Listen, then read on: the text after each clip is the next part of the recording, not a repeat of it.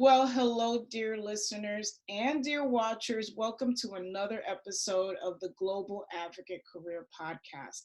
I'm doing a series where I'm interviewing phenomenal colleagues, fellow career coaches or leadership coaches that are helping individuals meet their potential, right? Today's guest is a dear colleague who's based out of Chicago, and her name is Monica Staco. Monica, welcome to the Global Advocate Career Podcast. Thank you. Thank you, Michelle, for having me. It's an honor. Oh, Monica, it is such a pleasure to have you. And I just want to say for the record, this is our second time on the rodeo because we had some technical difficulties, right, Monica? Yes, and I enjoy being with you, so my pleasure to do it again. Thank you for taking the time out. I really appreciate it, particularly in these interesting times, which we'll Right. talk about in a minute. Monica, can I read a bio about you, please? Sure, go ahead. Monica Staco is an intuitive, and I'll say that for sure, and compassionate coach who believes we are all capable of creating extraordinary lives. In her corporate career, she has been using her insights into human behavior and business success for over 15 years to help clients drive organizational strategy, maximize executive and cross functional team performance, and influence leadership development.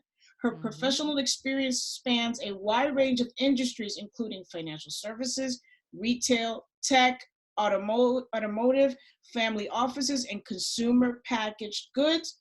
Monica's leadership Monica's leadership coaching career was born out of her own challenges and dedication to support her team in being effective leaders and contributors. In her spare time, Monica visits her family in Haiti, trains for triathlons, such as the 2020 New York City Triathlon. She meditates and practices yoga. She is fluent in French and enjoys cultural experiences. Monica, welcome again. When you hear about your accomplishments, what you're doing, and how fabulous you are, how does it make you feel? Wow, it's a reminder that believing in what's possible i- is really has been my north star, and continuing to know that, hey, this is what I feel in my gut, that to be the forward movement for me. So it's a good celebration to hear back, like, oh yeah, I did do this, huh? Yes, and look where it brought me, and this is also what I am able to provide my clients and be a gift to my clients. That's right. That's right, Monica. Actually, I think we should all create bios for ourselves and read it every now and then. Because if you don't remind yourself of how fabulous you are, who's going to do it? I agree. This is something I love telling my clients when they're debate. I don't know, because a lot of my clients work on self-confidence. I say, write a list of the values all the value you bring to the world, not your company, not your to the world. And the exercise, many of my clients come back and really have an epiphany. Wow, I do have a lot to offer. That's awesome. And I think that's a very good exercise. I think it's something that's much needed, right, Monica? hmm Yes, First and foremost, do you have your coffee cup? I do. All right. All right. Lovely little gray and little Yes. stoneware there. Um, Right. dear listeners, I call this segment of my podcast or this series the Global Advocate Career Podcast Coffee Corner with a Career Coach. I know it's long, but I like it. And plus, it gives us an excuse to drink legally while we're having this show. So, cheers. Cheers to you. Cheers. Yes, cheers. Monica, tell me, when did you realize you wanted to be a coach? So I've always had it in me, the desire to be of service. It's the really the key trends and themes in a lot of what I've done. Now, when it comes to coaching, I myself started working with a coach about maybe 5 or 6 years ago, and it came out of my own challenges. I was great at my skill set, which was consumer research, data Mhm. analysis, really good at it. And then naturally, I became a manager, managing people, and then realized, wow, it's a different skill set, Yes, it is. different skill set. And to realize that my manager was not necessarily also didn't also have the skill set to give me feedback on about how am I leading people.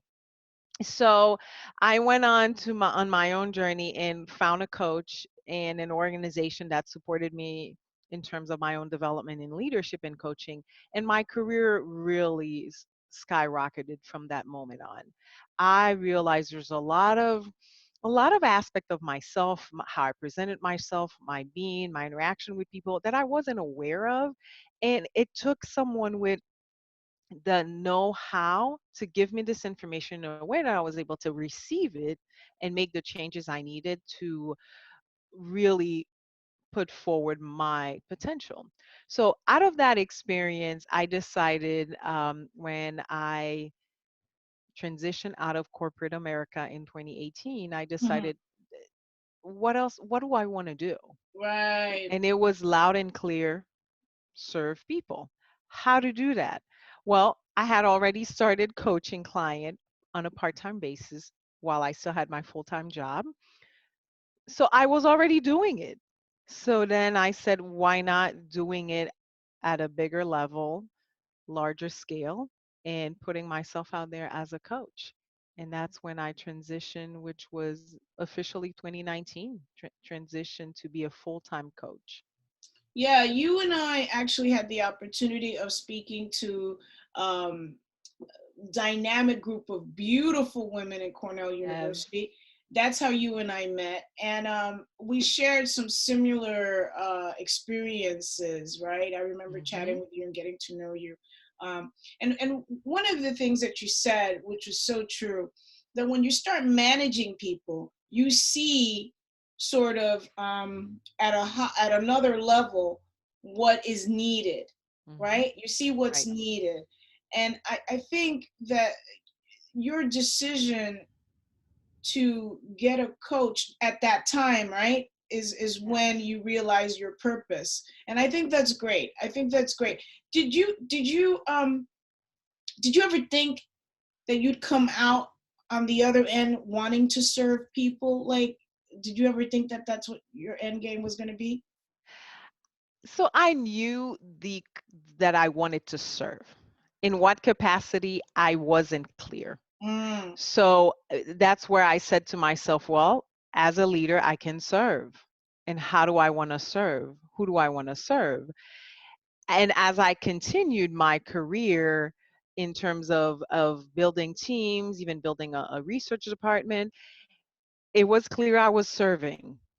And then when it came time to make a decision of staying in the field or taking the next step, which is doing being an entrepreneur and being a full-time coach, which was again different. And that I had no idea. Again, the path is continuously forming in front of me. I knew I wanted to serve, that was clear. How, the form of it, I let it open and realize that, wait, I am already doing this. It would be a matter of shifting the balance, yeah. making coaching more of a center focus for me versus the corporate career. Right, right.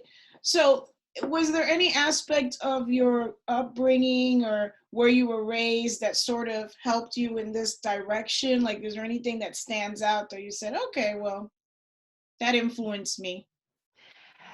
Yes. So I go back to I was born and raised in Port-au-Prince, Haiti, Hmm. and my mother is a medical doctor. And I go back to the environment she created for us at home, where it was the key message was you want to be educated, so you have all opportunities open to you, and you also want to be of service. It's not about can this person afford it? Can It's about, are you contributing? is this person needing the service that you have? So how can you be of service? So I've seen that over and over with my mom, and so it was clear that Sure. okay, that's where it comes from. No wonder this is what I gravitate towards. Yeah, yeah. And since you mentioned that one of your parents is in the medical field, and since we're talking Mm. about serving others, and particularly considering that we're experiencing a very uncertain times with the COVID-19, right? Mhm. How how is your mom handling that down in Haiti? How is it going for her? It's as challenging as you can imagine for many of the people in the medical field. Yes. She first and foremost had to look at her own safety and the reality of being in a poor country where if here in the United States we're talking about shortages, Mm, imagine a country that is considered beyond third world. yeah. So she's having to make a lot of difficult decisions in terms of how to provide for herself, for her staff, and my siblings, grandkids, and really make decisions that is going to support the whole family. And Yeah. it's been difficult, Yeah. let's just Yeah. say. And I am worried about her. And I had to have a conversation with her and say, Mom, how are you protecting yourself? What are you doing? This is important. And you matter to me. So I want to make sure you take care of you as well. Yeah. Yeah. So difficult decisions too. Yeah. Well, hoping that everything gets that we find a vaccine for this soon, right? And that people that are in the front lines are staying safe, including your mom and your family. Um, let's switch it over to what career coaches do, right? We're in the front lines Mm, of when someone's looking for a new position or seeking to maneuver themselves better in the position that they're in. What do right. you think are like two big misunderstandings that people have about career coaching? Hmm. I think the one that I continuously run into is thinking that the coach is going to do the job for you. I like to tell my client that I can provide ideas, suggestions. However, ultimately, I don't know. And they look at me like, what do you mean? Well, essentially, coaching is not consulting. It's not advice giving. It's more so shepherding somebody through their process of going towards what they know to be what's right for them. So the misunderstanding of, oh, you're going to give me a template of everything I must do, and then I'll have the answer. So I like to remind my clients it's a process and we are in collaboration. I may have a little bit more wisdom and experience having worked with other people in similar situation. However, I am not going to come into a session and say, you must do A, B, C, D. Right. We'll collaborate. That's right. That's right.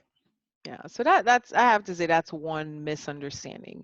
And the second one is I think within I said it within the first one, it's more so thinking that it is the answer to all. Mm, It's we're here to support the person looking to go to the next level. And a lot of the time it's not comfortable. yeah. No, it isn't. It isn't, not at all. And in terms of perceptions, am I, correct me if I'm wrong or if you disagree, do you feel like coaching at one point was sort of had this niche, exclusive approach to it, where the only people that you knew that had access to career coaching were C-suite, Mm. high level executives? Did you ever get that impression that that's what coaching was all about at one point? Absolutely. And which is why I thought I wouldn't be able to have access to it. Yeah. And now things are changing, and I am really excited to see more companies are open to the idea which means they're willing to provide this as a support for their employees. And more people are open to the idea as well, where they're looking at it as investment in their own development. Yes, yes, I agree. It's not looked upon as a taboo, right? Right. So for those who are listening or watching, uh, know that if you have a career coach, it's actually kind of cachet, right? It's It actually is. It is. Yes. We're no longer at a time where you have a job, you hold it for 30 years. No, no offense to people who have done this. However, it's no longer taboo to have a resume with multiple roles and even industries. So the career coach is having that objective person to support you so you can better present yourself, to let others know what do you bring to the table.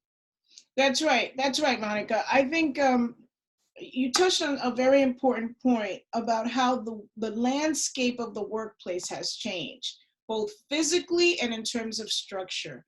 My mother was a civil servant for over 25 years for the city of New York. Those days, in my opinion, are slowly dissipating. Um, Absolutely.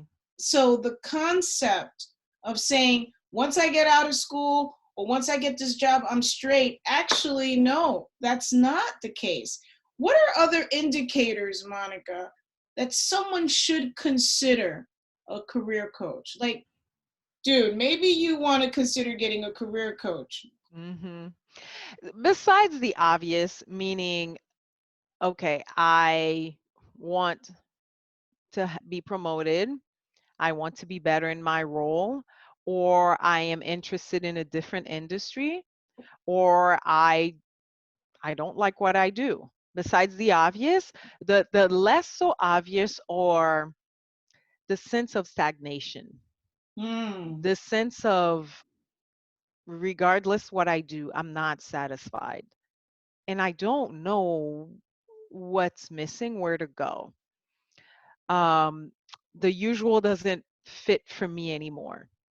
Or the constant, those are more of a underlining symptoms that would come to the surface. But this usually, I tell people, if you're not clear, if you still debating, if you wake up in the morning and think, I hate having to go in, I don't want to do, if it's becoming more and more of a challenge, and I know it's human to have days like this. So that's not what I'm saying. It's possible that yes, you may have days like this, but if it's constant, you might want to get more support and look for a career coach to support your journey and support what's missing and help the process of filtering and deciding what to do. Yeah, I think because the landscape is changing in the workplace, that means that the individual is changing as well. Change Right. is inevitable. So why not get ahead of the curve and figure out strategies and tactics on how to be successful? And this doesn't mean, for some individuals, you may not have finished college. That's fine. You may have a PhD. Perfect. But those are not guarantees of your success. In some cases, they are, in terms of putting your foot in the door. But you're going to need help on how to maneuver yourself either way. So why not get a career coach, right? Um, Absolutely. I'm looking at my notes here, and I wanted to ask you about what you do. Tell us what you do, Monica. Mm. Sure. So I present myself as an executive or leadership coach. And what I tell people is mostly you have your career and you lead a team and you're not sure how to do it. Or you're an individual contributor, you know you can do more, but you also not clear how to. Mm, Or, which is very common, you get feedback from your boss, You need to be more open. You need to be holding your team accountable. You need to have firm terms that mean nothing to you, or your presence. You're lacking presence, executive presence. So this is this is just to give you an idea of how I work with people.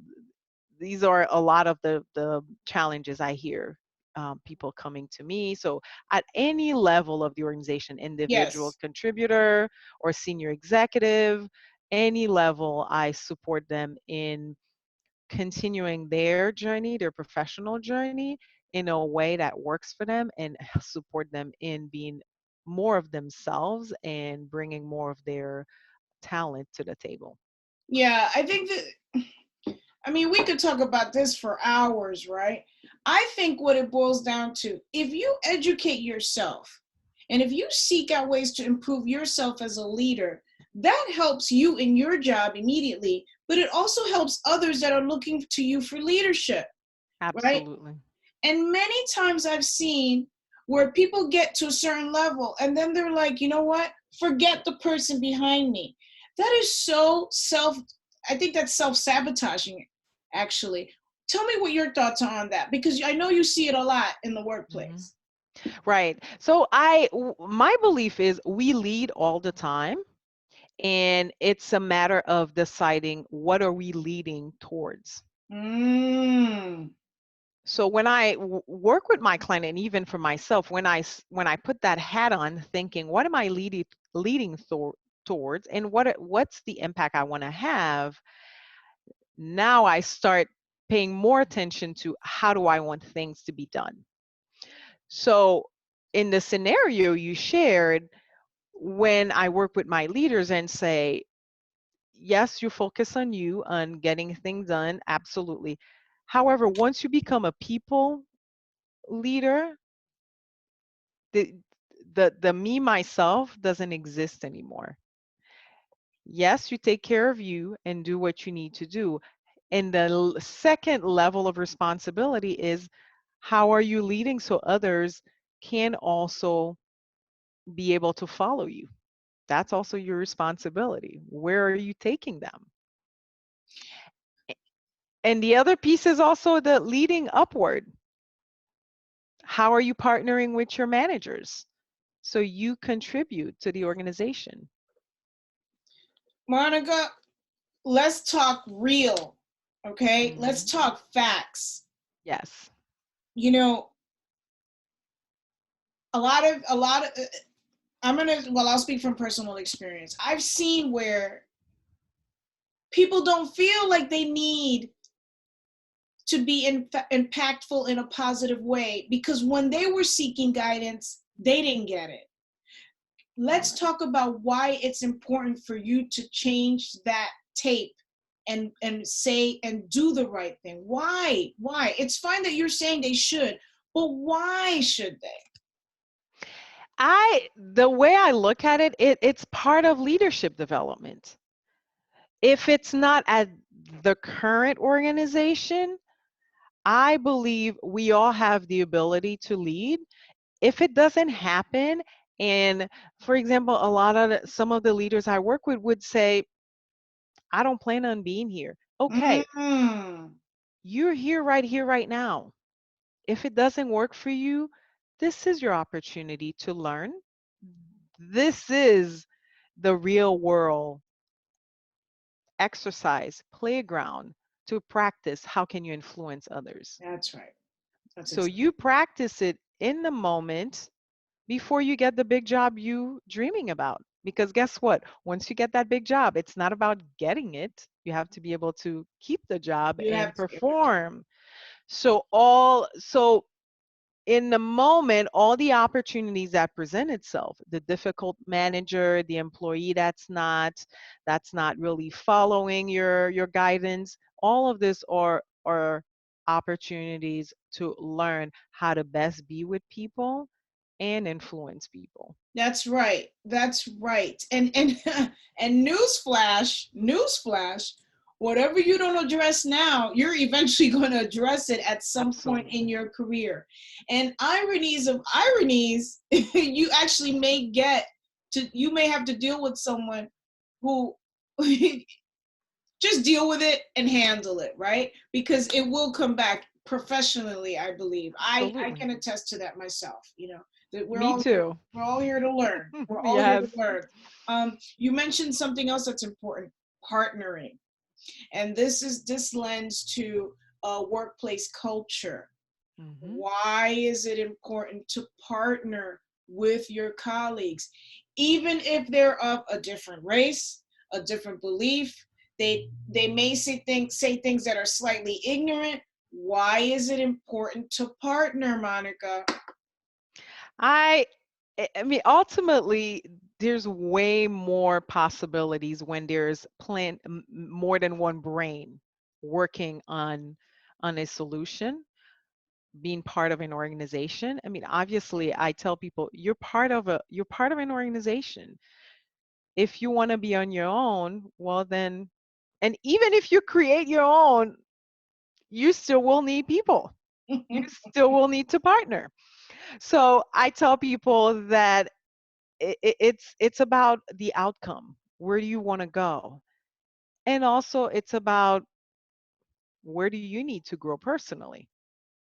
So going back again to the idea when you're struggling in a specific situation, and let's say this one person really, oh my, or you're having a hard time partnering with this person. Well, this is the opportunity to learn how to partner with this person Mm, that's right. instead of avoiding it. So the partnership, no doubt, I believe that without partnership, how can you move forward? Even if you're an individual contributor, Yeah, even if you're not leading a team, yet you're leading yourself and you have an influence on everyone around. I agree. I agree. And it's interesting because now with more individuals working from home, I feel these nuances are going to come up, right? Yes. Because, Yes.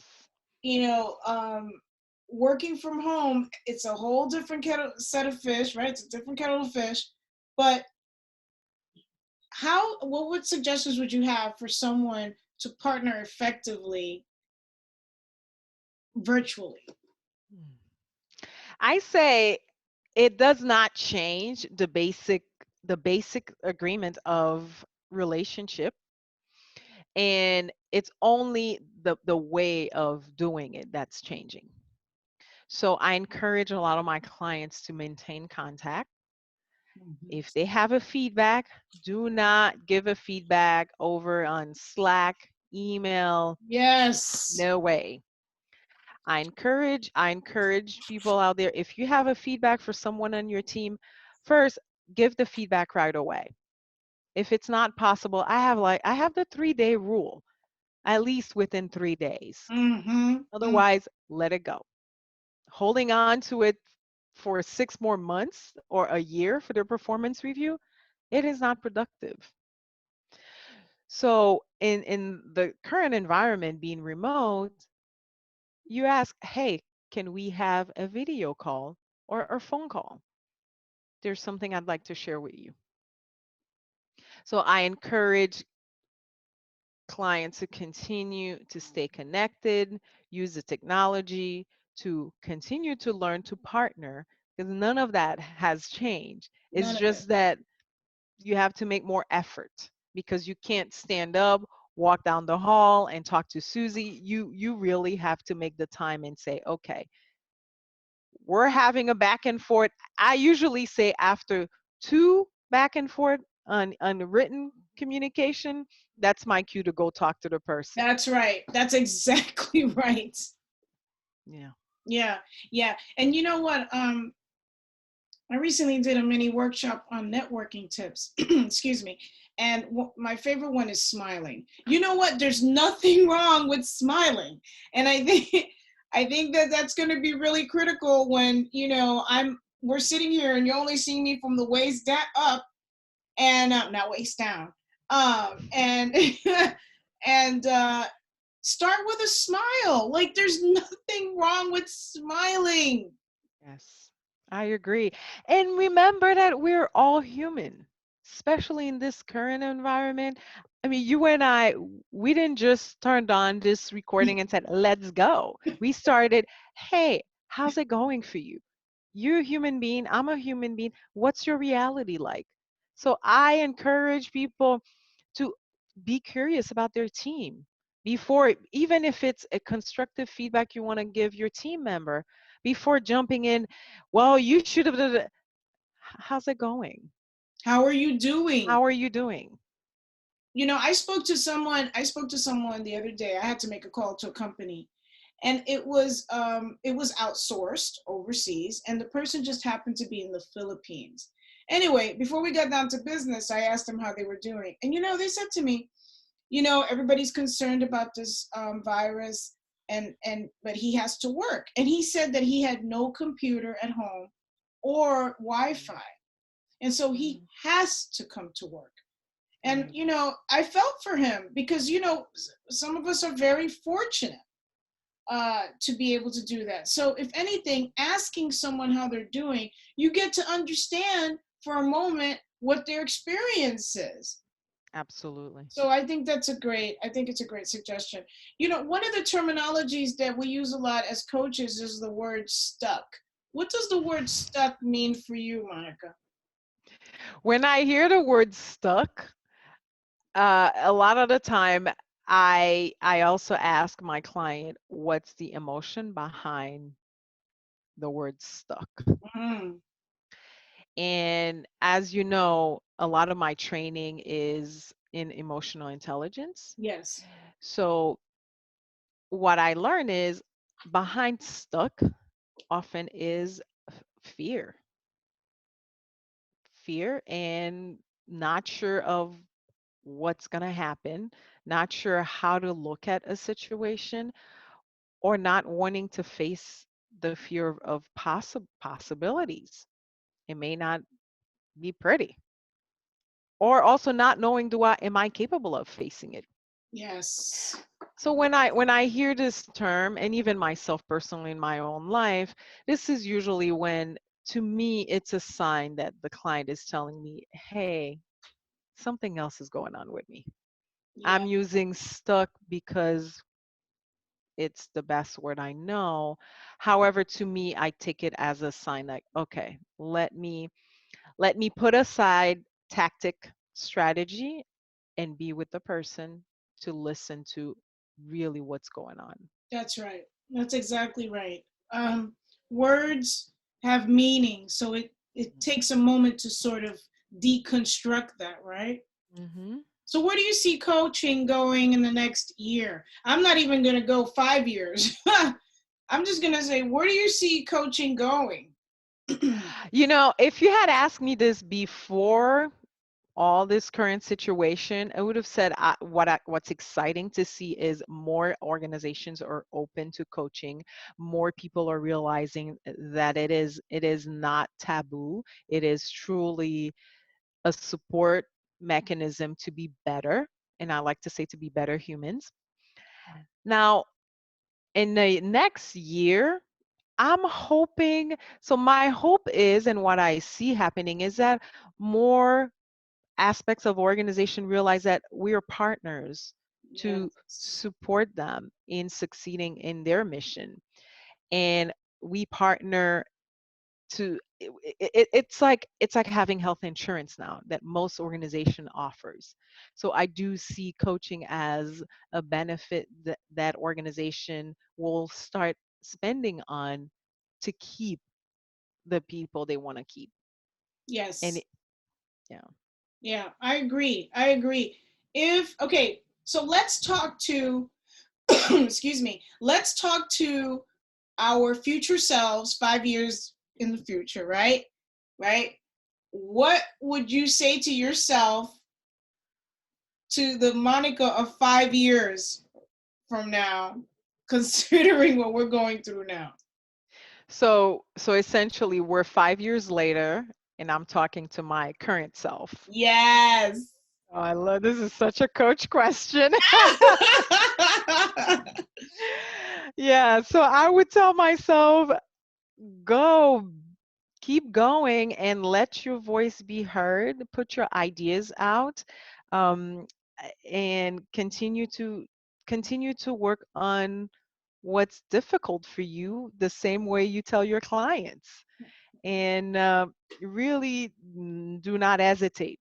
Reach out, call this person, let your ideas shine, and say what you want to say. So, yeah, I think 5 years from now, I would look back and say, oh, yeah, yeah, I needed to hear that. Yeah, yeah. What would I say to my I'd say, you know what? All right, Michelle, keep on doing it. Just Hmm. stay focused, keep on doing it. You got it. You got it, Yes, Michelle. You see what happened, Michelle, when you're stuck with something? I'm so proud of you. exactly.